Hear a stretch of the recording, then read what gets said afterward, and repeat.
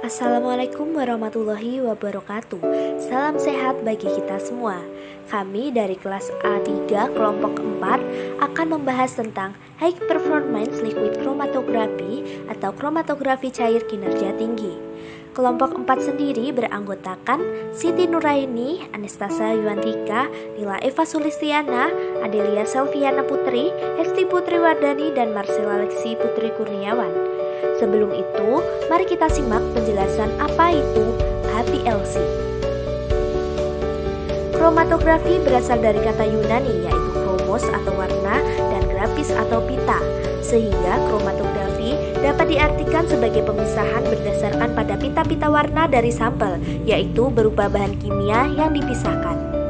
High Performance Liquid Chromatography merupakan teknik kromatografi cair yang digunakan untuk pemisahan berbagai komponen dalam campuran. HPLC juga digunakan untuk identifikasi dan kuantifikasi senyawa dalam proses pengembangan obat dan telah digunakan di seluruh dunia sejak beberapa dekade. Caula 2016. Tujuan penggunaan HPLC adalah memisahkan molekul dalam waktu minimum. Penhouse 2015. Sehingga penting untuk meningkatkan hasil analisis dan mengurangi waktu analisis.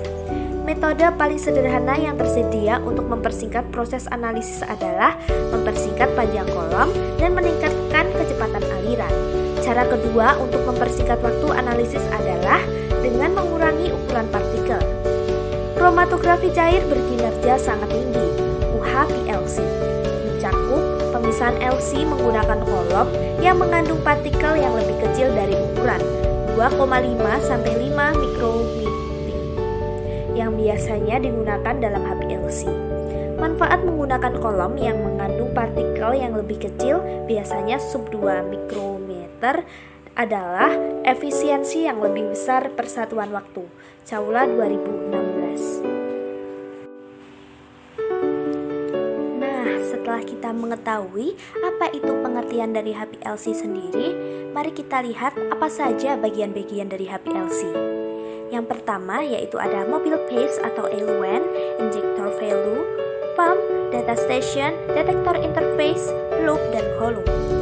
Untuk lebih jelasnya, mari kita simak penjelasan dari masing-masing bagian HPLC.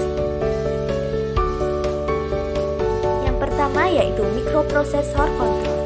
Bagian ini merupakan mikrokomputer, suatu bagian yang sangat penting untuk mengontrol atau membuat program mengatur kecepatan aliran pelarut, flow rate, sebagaimana yang diinginkan, mengatur tekanan atau pressure, mengatur komposisi atau perbandingan pelarut, mengatur suhu injektor dan jumlah sampel yang akan diinjeksi bila menggunakan automatic injection, mengatur suhu oven termasuk suhu kolom, mengatur panjang gelombang pada detektor, dan memprogram waktu analisa yang diperlukan apabila menggunakan HPLC sistem gradient.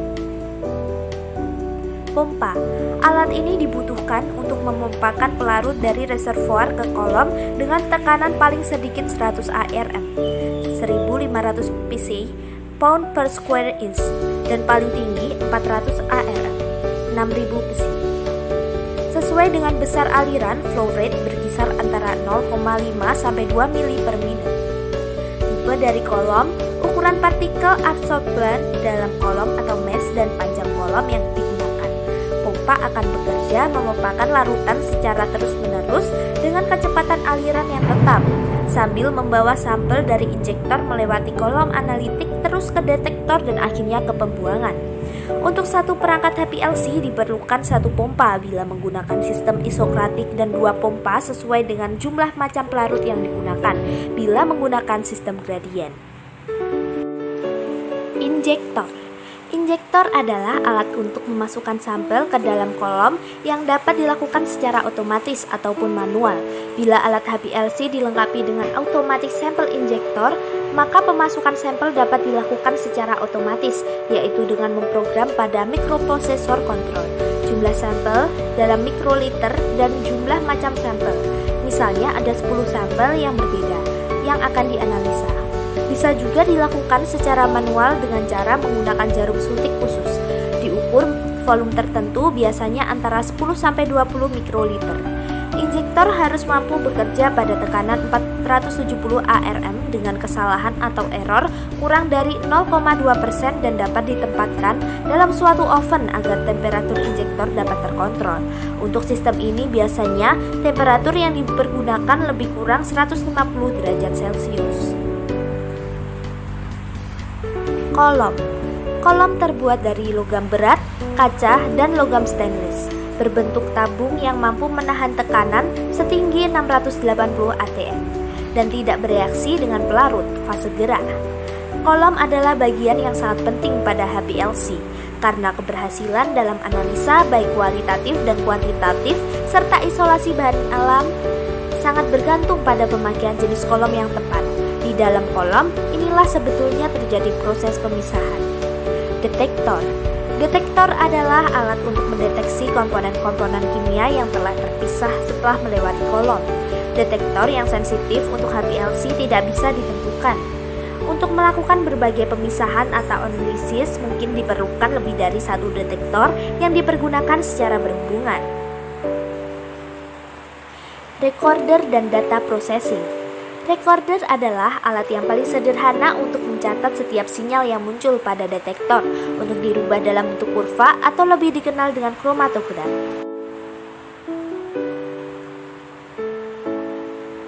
Itu tadi adalah bagian dari HPLC.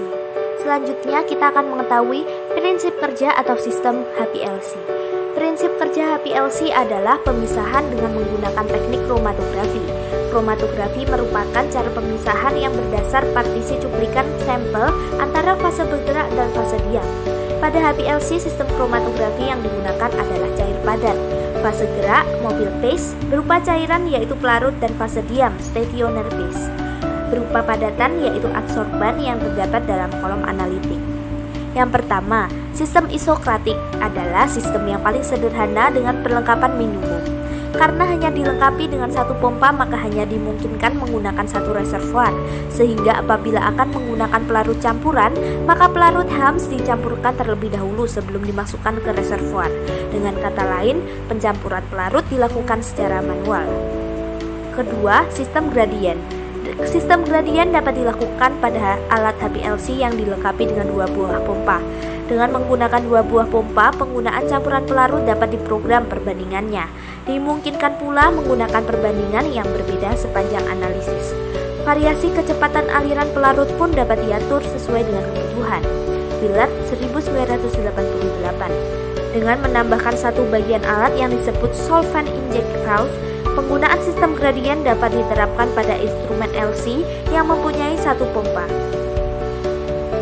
Ketiga, recycling HPLC.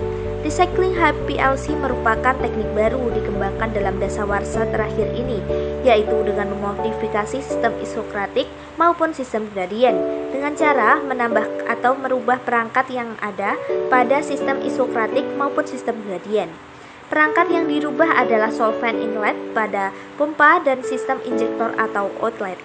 Recycling HPLC biasanya digunakan untuk pemisahan senyawa-senyawa, polimer atau senyawa-senyawa yang sukar dipisahkan satu sama lainnya, karena waktu retensinya tidak berbeda jauh. Nah, berikut ini prinsip kerja atau cara kerja dari sistem isokratik, sistem gradien, dan juga sistem gradien dengan satu pompa. Interpretasi hasil analisis. Ada dua cara pemakaian senyawa pembanding. Yang pertama disebut pemakaian secara eksternal, yaitu dengan menyuntikkan masing-masing sampel dan senyawa pembandingnya, sehingga akan diperoleh dua buah kromatogram. Kromatogram dari sampel akan nampak beberapa puncak senyawa dengan waktu retensi atau RT yang berbeda-beda. Sedangkan kromatogram dari senyawa pembanding hanya akan nampak satu puncak saja dengan waktu retensi tertentu. Dengan membandingkan kedua kromatogram tersebut akan terlihat puncak senyawa yang mempunyai waktu retensi yang sama, sehingga dapat disimpulkan bahwa kedua senyawa itu adalah sama.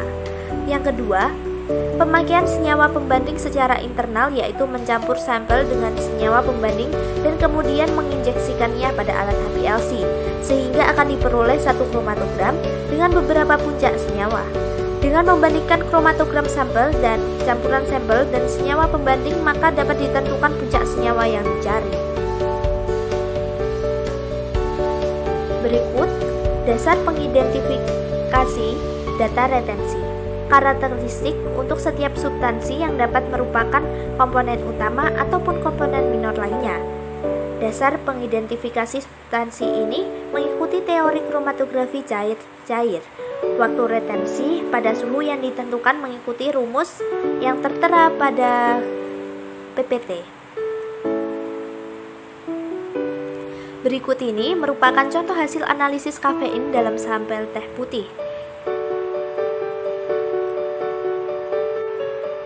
Berikut ini merupakan referensi yang kami pakai, yaitu yang pertama Trimuningsi dan Chairut 2000 mengenal HPLC, peranannya dalam analisa dan proses isolasi bahan kimia alam, dan yang kedua Lumustyrorus TKK 2015, analisis beberapa asam organik dengan metode High Performance Liquid Chromatography, Smart 18,5 mikro. Itu tadi penjelasan dari kami.